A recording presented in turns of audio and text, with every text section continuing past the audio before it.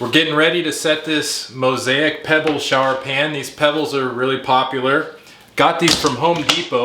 The problem with buying stuff from Home Depot is sometimes the quality control isn't as good. So with these pebbles, we're kind of used to it. You end up with the sheets that don't line up real well, and you end up seeing a grid pattern in your sheets. And so when you do one of these pebble mosaics, you want it to flow and look seamless, like they're all individual pebbles. And with some of these sheet mosaics, like this one we got from Home Depot, if we were to just lay it side by side, you would see the grid patterns, and I don't really like that. So what we're gonna do is we're gonna set some of the sheets spaced apart, and then we're gonna fill in. We took all of these pebbles off of a few of the sheets, and then we're just gonna piece them in as we go. So I'm just gonna go ahead and get started. I have some Ardex X77 thinset to set this floor. And I'm using a Marshalltown 1/4 inch by 1/4 inch square notch trowel. You can get these on tilecoach.com. Thank you for your support. What you want is enough thinset that you get a good bond, but you do not want thinset gooping up through the joints. We installed this tile ready pan the other day. And after I did it, I wanted to see how long it took, so I went back and watched the video because we just did one cut on getting the pan in. It took me 3.5 minutes to get this tile ready pan in. So cool. And it's solid. The foam on these tile ready pans is so much more dense than the other competitors. I love it. We've been working on it all day. If you need more information, I'll put links down in the description below. On these tile ready pans, you are required to use a white modified thinset.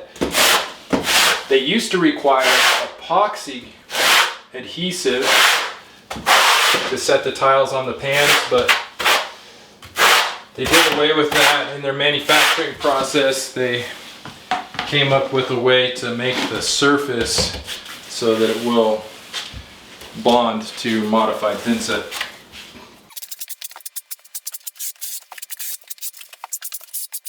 So you can see here with the thinset, I was making sure to scrape excess thinset off. I laid my trowel just a little bit flatter because a full 1/4 inch notch on a 45, if I were to leave it heavy, that might be a little too much thinset.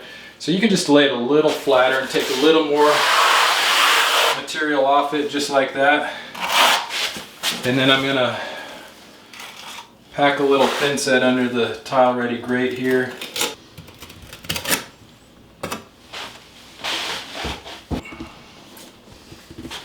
These grates are adjustable, so I'll wait till I get my final layout in here. Make sure I got it all squared up. Just measure off the splash wall to make sure you're square. 13.25. Yeah, pretty square, but I'll adjust it when I'm finishing up. To make it a little bit tighter against the walls, my first sheet, we cut both the top and the side off of it so that it could go right into the corner.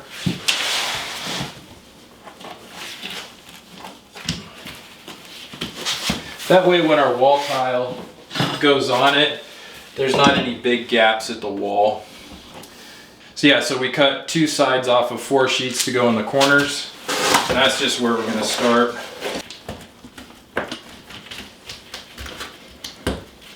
It's a beautiful stone. I love the marble in here. So it's a couple different marbles. You got Cream of Marfil, you got Emperador Dark, you got Emperador Light. These are classic marbles, and they're just tumbled, so they busted them up into little pieces and then probably sandblasted them or put them in a tumbler, but it's beautiful.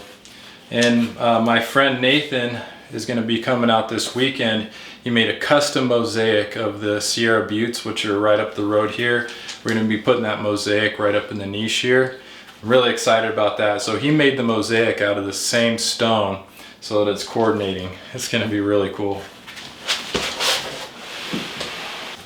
Last one in the corner.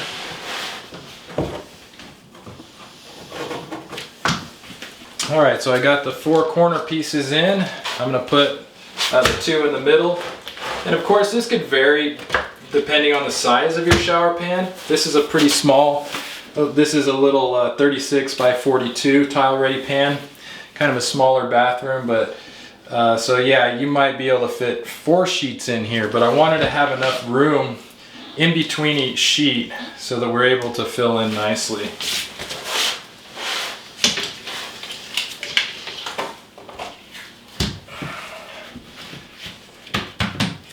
So I'm not really tamping these down in here real firm yet. I'm going to go ahead and start piecing in my pebbles. One thing you got to be careful for is when you peel them off, you'll see there's the epoxy resin on one side and then the nice finish on the other.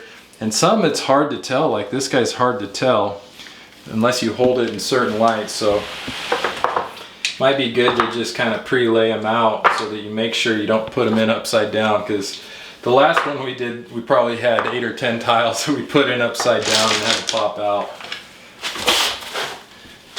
So I always like to start farthest point away from me. And a lot of this is just going to be feel. Just kind of piecing them in. Yeah, get some good shots of it. So yeah, this is pretty much just freeform, which is nice because you get to use your creativity and think a little bit. It's not just so cookie cutter. It makes it an art, a craft when you get to do things that are a little different. The other thing you can do is get yourself a good pair of biters, or just get yourself a pair of biters. Don't even have to be good. And most of these things will break. Yeah, you can just break them pretty easily, and that's going to help fill in, you know, some of these smaller gaps. So yeah, we'll just keep on with this. This is going to take a little while, and we'll see how this goes.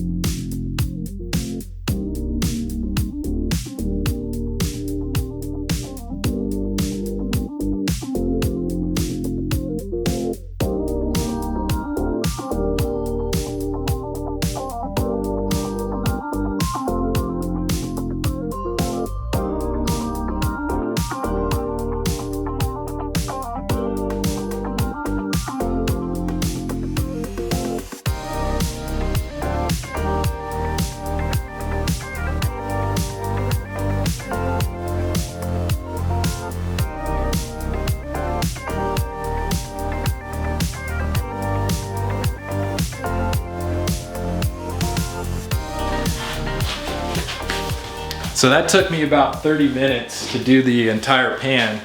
When I say me, I mean we. Kirk and I set this. If you're going to be doing this project where you're taking the pebbles off of sheets, I highly recommend you have somebody help you out. Not only is it much more enjoyable to work alongside somebody else, but you'll notice that Kirk had set all of the pebbles that I was going to be using up on the curb. That way I could see which colors and what shapes would work best with the spaces that I had open.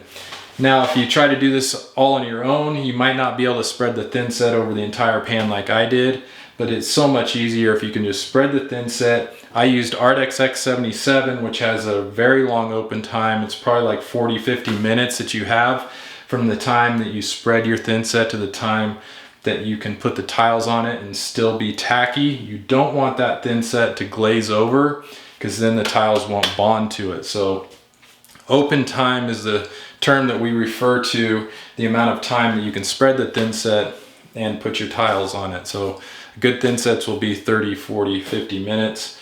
But yeah, having somebody help you was huge.